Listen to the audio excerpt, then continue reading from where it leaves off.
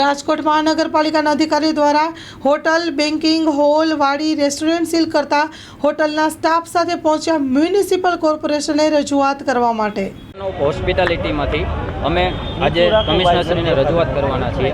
આમાં restaurant, banquet hall, કેટરસ, મંડપ service અને ઘણા બધા પાર્ટી લોન્સ ને ઘણા બધા અન્ય બધા બિઝનેસો આમાં આવી જાય છે।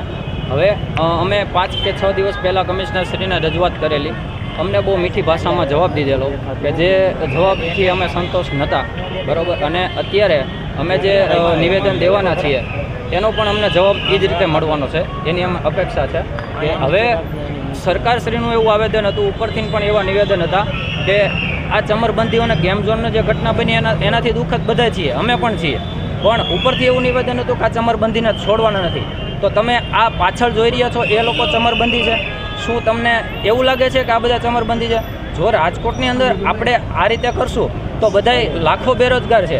અત્યારે 50,000 ફેમિલીને અત્યારે રાજકોટ રેસ્ટોરન્ટ અને બેન્ક્વેટ હોલ અત્યારે એક રોજગાર આપી રહ્યું છે।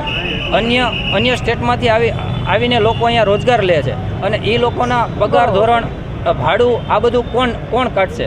તો અમારી રજૂઆત એ છે કે જે સીલ થઈ ગયું છે એને તત્કાલ ધોરણે એને ઓપન કરો। એ રીતે ઓપન ને કે કિચન બંધ રાખો, એને કામ કરવાના ધોરણે અને એને ધંધો ચાલુ રાખવાના ધોરણે એને સમય મર્યાદામાં અમે સમય મર્યાદા તમને આપીશું। લેખિતમાં કહો તો લેખિતમાં આપીશું, અમે તમારા નિયમોનું પાલન કરવા રેડી છીએ, પણ તમે અમને એવી સમય મર્યાદા આપો કે અમે ધંધો પણ કરી શકીએ અને એના અમે કામ પણ કરી શકીએ।